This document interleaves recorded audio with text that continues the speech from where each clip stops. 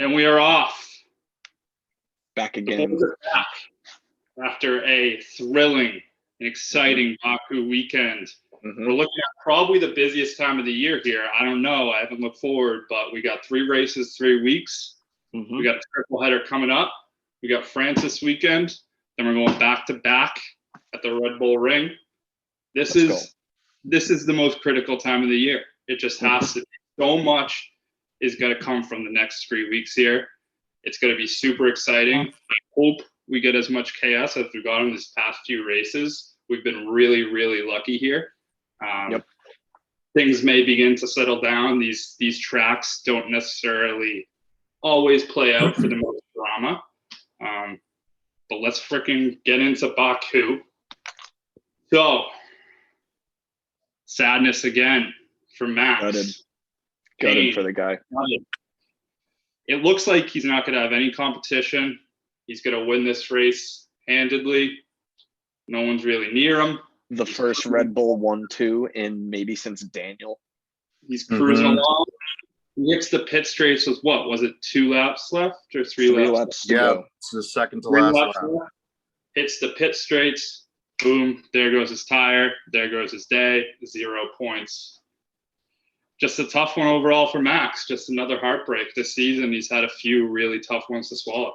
Yeah. I mean, that was his race to win. That was his race to lose, and it wasn't his fault he lost. We saw Lance Stroll. He had tire failure 15 laps before Max. I mean, Pirelli, they're not going to own up to it, but we know who's at fault here. You can't be blowing hard tires after 45, not even, I think it was 40 laps. So, I don't know. It just sucks for Max. I'm happy Sergio got the win. That really proved himself as the second driver there. It's something Pierre couldn't do. It's something Alex couldn't do. It's just tough for Max. I'm happy he's still in the lead for the drivers' championship, but gutted. Yeah. No, I mean, I think overall that was an expensive week for some constructors, man. I mean, between practice and then the race itself, qualify. I mean, there was a lot going on. That one corner, I heard one of the announcers joking. Turn 15. This is the most expensive turn in F1, which I mean, it proved to be this weekend. But I mean, hey, to pick up your pace, boys got one right. We were calling a lot of safety cars this past weekend. We certainly got that. But I mean, it sucks for Max. That was like, again, that was the entire race. I'm like, first and second, man. This is going to be it. Sergio, Max right up there. And it didn't happen. But, I mean, listen, regardless, I don't think anyone would. Personally, for me, I've been watching F1 now. This will be my third season. Real, first season watching it. That was the most exciting race I've watched. I mean, that was so insane. So overall, very exciting. Love the podium at the end. You can't really ask for much better than that as a fan, but it sucks for Max, man. That one really, really hurt to watch. And he was not happy afterwards, dropping swear after swear at the end of his interview. ESPN cut it short too. They were like, we're getting out of this. He's so mad. We feel for you, Max. The boys would pick up your pace. We're Max Verstappen fans. We're sending our love to you. And the good thing, he was all class too. He showed Sergio a lot of love, all class out of the guy. And the thing is too that although that we were hit with some pain from Max, we were rewarded on the restart. Lewis gets right out ahead of Sergio. Everybody's freaking probably felt that pit in their stomach. And then boom, Lewis goes to hit, I don't know, something on the back of the steering wheel, accidentally touches the magic brake button, which I didn't even know was a thing before this weekend. Walks those tires up, goes right ahead, leaves Sergio wide open to go ahead and take that W, baby. So it was just his fault. I'm sure Mercedes will be going back and kind of figuring out, do we want to put this thing in a different place? But overall, man, that's something that they should have uncovered, 6 races in the season. Like, for that to even be a possibility, you got to wonder, is that just all on Lewis?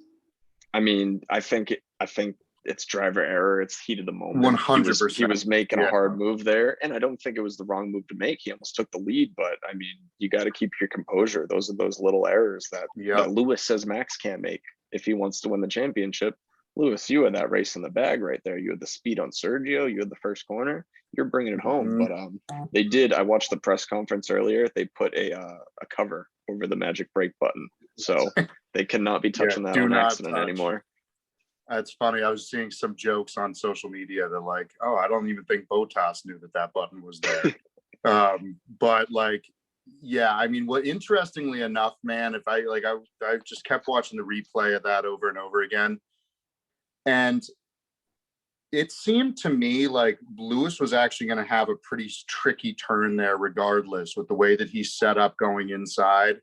And Sergio actually, in my opinion, had the right line where, like, you know, it was coming around. Lewis was going to have to pump the brakes so hard to get around that going that short. Sergio knew that. Like, he knew, he's like, regardless, I'm setting myself up where he can pass me here. I'm going to have the line going directly in to cut him off inside if he tries to pull this. But, you know, obviously sparks were flying, you know, immediately afterwards. He just pulls straight off. It was insane. But, you know, he turned on the button and forgot to turn it off. And, you know, it's totally driver error. That one's on Lewis 100%. And I'm sure he's kicking himself still. I also don't want to let these two shunts, these two errors, take away from the brilliant drive of Sergio. I mean, defensively, being able to hold off the 7-time world champion behind you that long on your first day, really feeling good with the car. I mean, hell of a drive, Sergio. Hell of a drive. Yeah, and like you guys said, you know, this driver error probably led to one of the best podiums we've seen since we've been driving F1. This was a dream podium. We wanted to see Sergio win so bad. I mean, the past 12 months, this guy's racked up his first couple wins, which is just crazy on 2 different teams. Then you got Seb coming in too. I thought his swan song was going to be a few weeks back at Monaco. No, man, he tops it, ends up in second. And then Pierre, dude, just a brilliant drive. Able to hold off Charles on that last lap. Charles probably has the better car, and he's able to hold him off. It was just, that's probably the best battle we've seen back and forth over the hands down, dude. Amazing battle. Amazing. That was so fun to watch. And I love the sort of back and forth going on between them after the race too. Like, dude, that was a hell of a battle. That was so fun. You know, like they had a blast with that one. Great race. I loved the onboard of Pierre when Seb just flew past him on the straight. He just goes like, how the fuck? How is he doing this? Seb didn't make it to Q3 the day before. He had a brand new set of softs. Nobody else did. Seb was flying out there, flying. Yeah. It's awesome. Yeah. Awesome. The continued conversation. I mean, I don't know if you guys remember this. Those tires have been getting talked about since trials. I think when we had trials, you know, back a few months ago, Lewis had mentioned they were losing about a second at these tracks from what they were last year. And they said they're pretty sure it's the tires. Pirelli says they're going to have a report ready for this race. I don't know if that's officially come out. They originally said they believe it to be debris, but come on, guys, you got to investigate further when you have, because it turns out that I believe Lewis also had a cut on his tires when he ended too. So it could have happened to him too. So it's a problem across multiple constructors, and it clearly comes down to Pirelli. They got to figure this out, because this could really, really affect the constructors moving forward if these things keep happening. Dude, I think oh, sorry, go ahead. No, it's fucking dangerous. Lance and Max both crashed doing 200. That's not right. So Pirelli did their investigation. They came out with the findings already and found it was not our fault. Now, I don't know who's allowing the manufacturer to conduct their own investigation into their tires to basically come out with whatever report they want. But it's like, you know, I mean, I don't know. It seems like, you know, obviously there's a lot of ways that they could cover that up. To have 2 drivers with the same issue crash like they did, first and foremost, yes, it's incredibly dangerous. It's certainly expensive, especially with now this new budget and cap that they got to deal with. Like, you know, and people have been complaining about these tires all season. So, you know, I find it hard to believe that, you know, a pebble or a piece of debris was the cause of both Lance and Max. I don't know. I think it's a little ridiculous, but it's on Pirelli. I don't care what that investigation showed. They got to figure that out. Yeah, and the thing is, we'll hop into the triple header. They don't have time to figure it out. We got 3 races in 3 weeks. So if this is something that keeps occurring over the next 3 weeks, we're talking about serious implications, a lot of money lost for guys, that's out of their control. So hopefully they have it good going into this weekend, because it's definitely something that could pop back up if they don't. Yeah. And one thing too, quickly before we move on, I think also it'll be interesting to see how they hold up on a actual track versus the street, and the tight turns and things of that nature. There really weren't too many problems at the beginning of the season, but then once we get into Monaco and then, Baku, that's when we start to see issues coming up. So I don't know. This is, I think, something worth adding as well. Yeah. And these tracks moving forward, they are going to be a lot more friendly for Mercedes. So I'm really looking at kind of this constructors, these next 3 weeks, kind of how things shape up. I think really there might not be a significant amount of movement moving forward. It's just, we might really know at the end of these 3 weeks, is Red Bull clearly the favorite? Is Mercedes going to be chasing their ass? Because right now Red Bull has 174 points. We're looking at Mercedes was 148, Max at 105, Lewis at 101. So, at the end of this, I think we have a pretty good idea. Is that Red Bull the overall better car, or did these previous couple tracks just kind of play better to their car? But It's going to be interesting. Totally. Yeah. Well, I was doing my research today. I was doing my homework.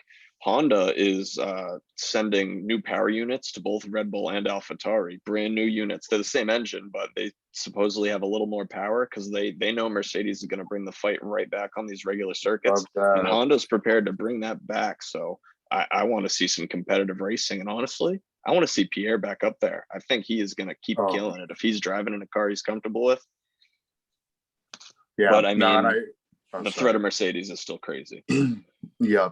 No, and I think it's the same. I don't want to sound like a broken record, but it's the same song we've been singing all season. And it's like, we're not worried about Max or Lewis doing their thing. Obviously I think last week was a fluke. Comes down to those second drivers, man. And so far, Sergio has answered the call a lot better than Bottas, at least, again, so far. So, we'll see. I don't think it can be stressed enough how important these next 3 weeks are, though. And again, in terms of, like you said, Kel, really telling the story of how legit is this. This is where Red Bull really, really, really needs to come out strong in these next 3 races and show, hey, we're not just a street car. We can do this and beat the Mercedes on the real tracks, because we've seen it and said it in previous episodes. Like, Mercedes car seems to be more catered to these, these actual these tracks rather than street circuits. So, if they can keep that fight going, and again, I think it's way more important to be focusing on Bottas and Sergio than it is Max and Lewis, who are going to find themselves in the top 3 or so every single time. Yeah. Yeah, for sure. And then the other constructors battle that's turning out to be a lot tighter than I necessarily thought it would before the season. Ferrari at 94 points and McLaren at 92. And then if we go into the actual driver breakdown, it gets even more interesting, just how McLaren, it shows how good Lando's been, how they've been able to compete. Because you got Lando in 4th at 66. You got Charles 5th, 52. Carlos 7th, 42. And then all the way down in 10th, you got Daniel at 26. So if McLaren has any chance of being able to keep this fight going, Daniel needs to step up, and he needs to step up 3 races ago. We gave him plenty of leash here. He's really got to make it work these next few races, or else he's losing McLaren a lot of money. And honestly, I hate to say this, potentially losing that seat.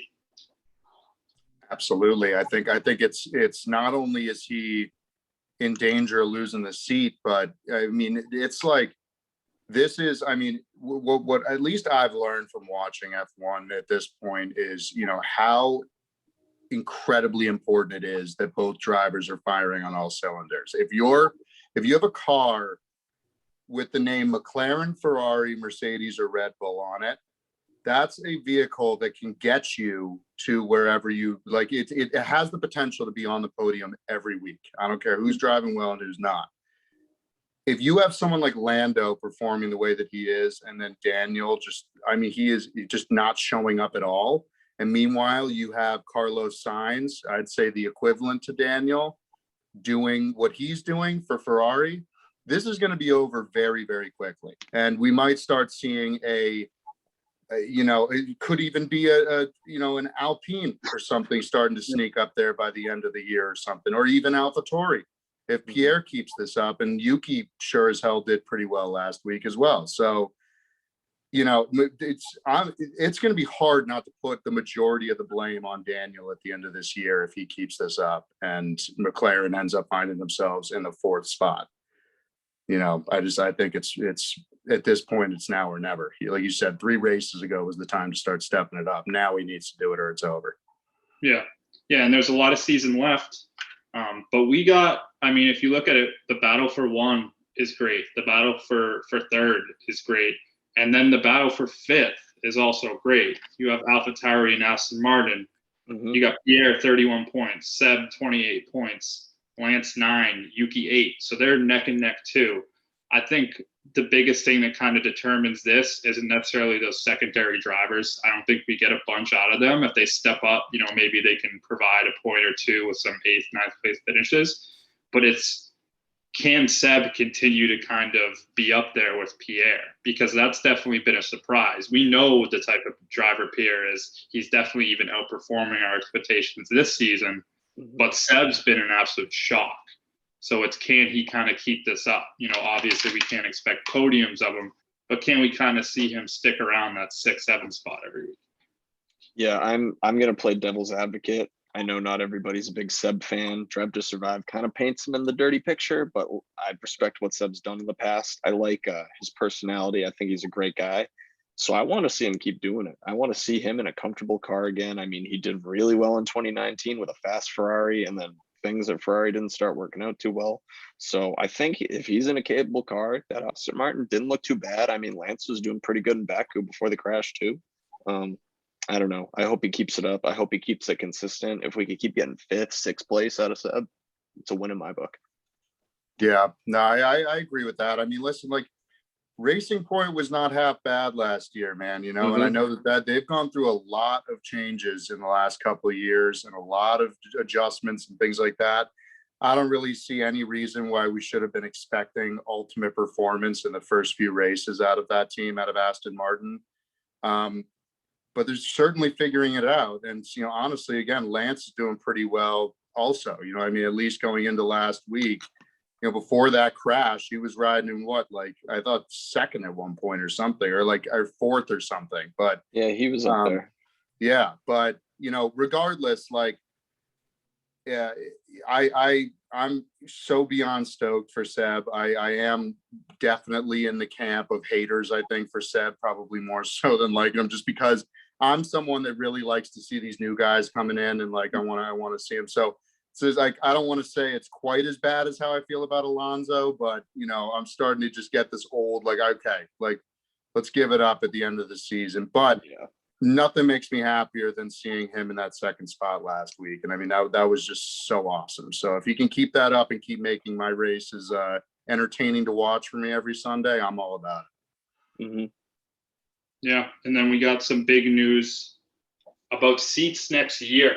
A little bit early to start getting these updates, but I guess these teams want to kind of have these things locked down with these new cars that they're getting. I'm sure they just want all their drivers to kind of not have to worry about this stuff going into the off season. So the first actual contract that we see, Esteban Ocon extends his contract 3 years with Alpine.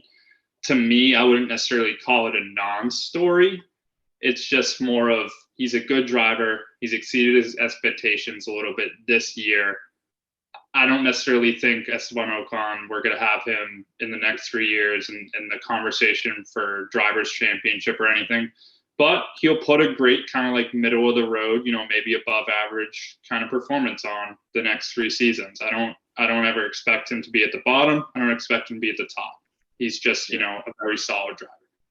Yeah, French team committing to a French driver. I don't see anything wrong with it. I mean, he was in the Mercedes Junior program for a little bit. Obviously, that's came and went. He's signed long term in Renault Alpine, and I don't hate it. I think it's an all right move. Yeah, I don't really have much to add to that either. I mean, I'm happy for him, excited for him. Absolutely deserves it, in my opinion, especially for what he's been doing this year. So, you know, I mean, there's certainly nothing I can say to be like, wow, what the hell were you guys thinking? You know, I mean, he's certainly the reason that they're still up there, you know, fighting for, you know, I mean, even arguably putting it to McLaren if Daniel keeps this up. So, yeah, you know, we'll see. He is personally one of my least favorite drivers, but I could never come on here and say without lying that I don't think he deserves a seat. He deserves a seat, clearly. I would like to see someone else on the grid, but he's earned it, man. And then something a little bit more earth-shattering. We've kind of talked about this. The rumor mill has begun to spin George Russell. Sounds like he will be at Mercedes next year. This is probably the biggest shakeup to happen in F1 since we've been watching. I don't know. I would love to be inside Lewis's head as this starts coming up. And is this going to affect his season moving forward? Because Lewis traditionally does not play well with guys who are actually competitive. Lewis is fine if you're the clear number 2. But if Lewis is 1A and you're 1B, we're going to have problems. And I really wonder, as those problems arise, is Toto going to start kind of, you know, sitting more in George's corner here?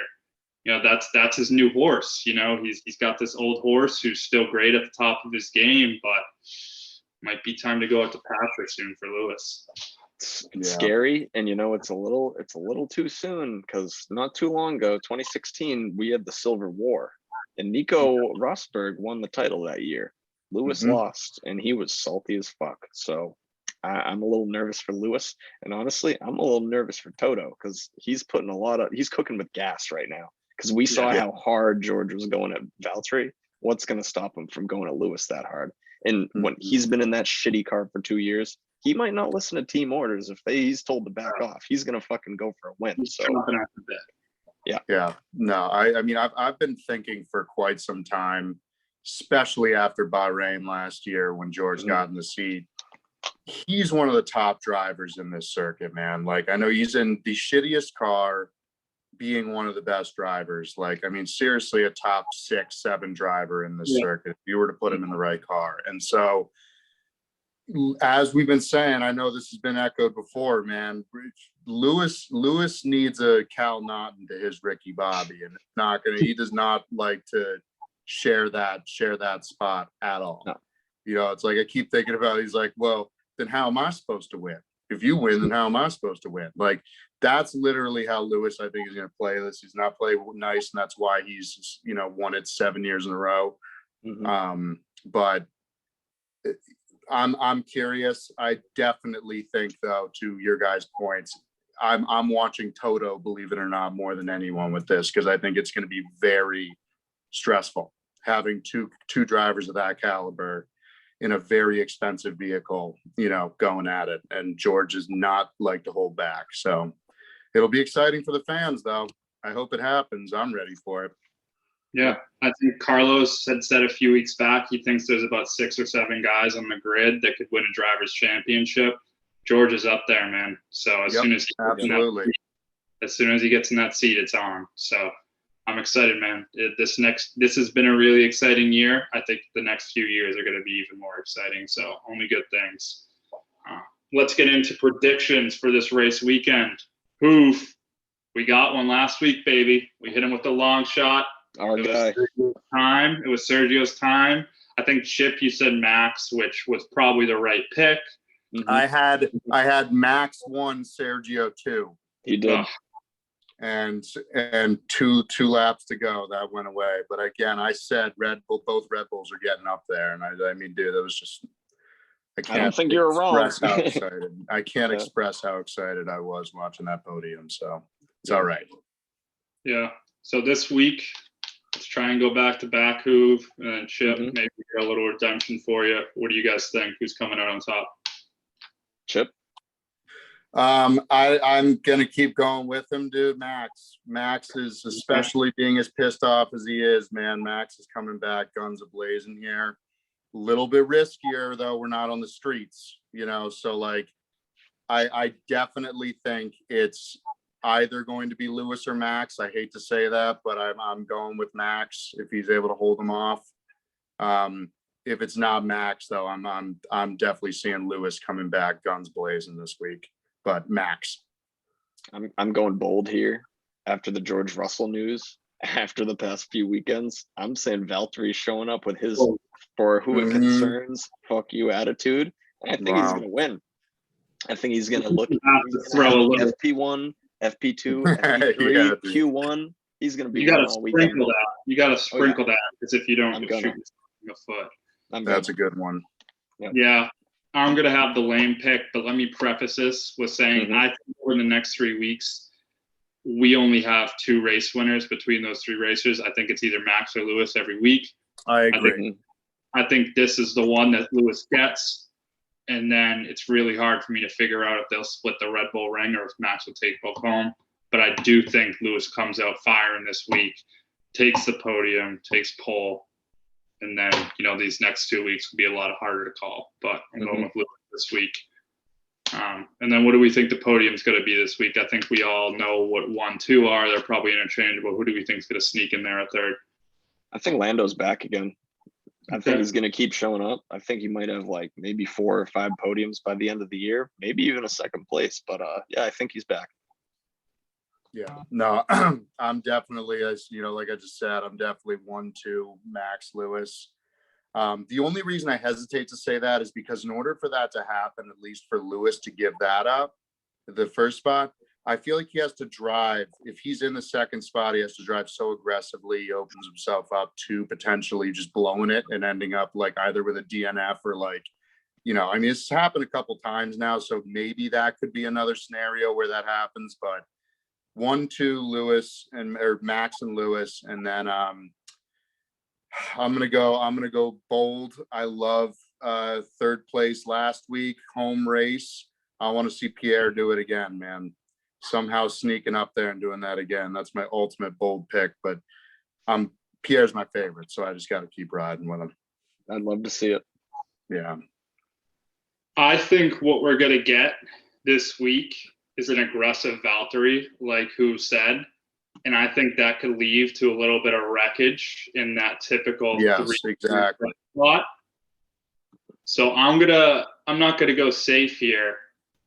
I'm gonna say we see the biggest redemption we've seen all year. I'm wearing the shirt. Finally came in.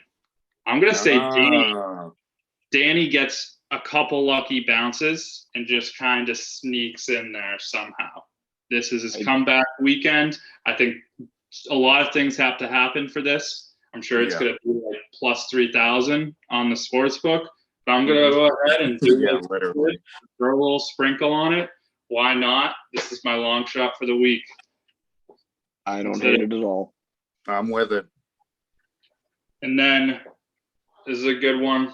We've been doing pretty decent on these. Yeah. Top 6. Who do we think is going to make it in that top 6 this week? Go to me last. I'm not ready. I got to think. The fucker blew it for me last week because of Pirelli, and I hated saying his name, but I'm going to say it again. He was so hungry last week, blew it. Lance is going to be top 6 minimum. Fuck your Lance. I'm going to say Seb's top 6 instead of Lance. Yeah. Right. I don't like him. I hate him. I'm just saying, like, it's like, I got to be right. Yeah. I'll double down on Seb. There you go. All right. I like how the Alpine's been racing this year. But I'm also going to go with another long shot here. The AlphaTauri clearly is a good car. He has clearly kind of stunk all this year. I think this week he finally gets up to a little bit of speed. Last week he did well. He did P7. great last week. Yeah. And I think we see him finally crack that top 6 this week. I don't know if that means Pierre's 5, because then there's a lot has to happen above that for him to be able to do it.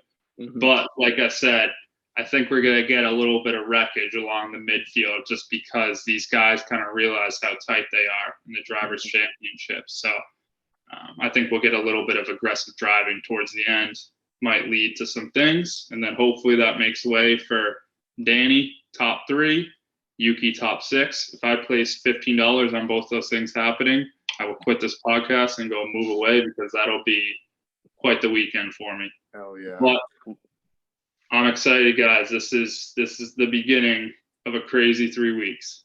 I would also just quickly, before we end this, like to pour one out for Romain for his travel restrictions this week, not being allowed to practice in that Mercedes. Very heartbroken for him.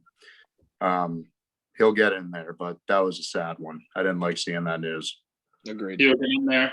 And then also, flip side from pouring one out, should pour one up for Mr. Kevin Magnussen making his debut in IndyCar coming up here. So both is back in IndyCar. You know, that ain't nothing to just kind of blink at. That's a pretty big deal, you know. No, so I'm doing rally cars now, so definitely a step up, you know. So hopefully we can make a whole career out of that. It'd be great to see, and that sport's definitely on the come up too. So K-Mag's had a pretty good offseason since Formula One. He actually had a first place finish in a hypercar series recently. He raced a Le Mans style race with his father as his teammate. Yeah, he did really well. I saw that. Yeah. Hell yeah.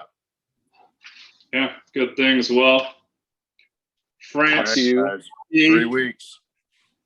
Let's have a great qual. Let's have an even better race. And then after that, let's keep this chaos going. We'll be back at you next week. We might have a new face in the mix. Who knows? Ooh, little teaser. Yeah, little teaser. All right.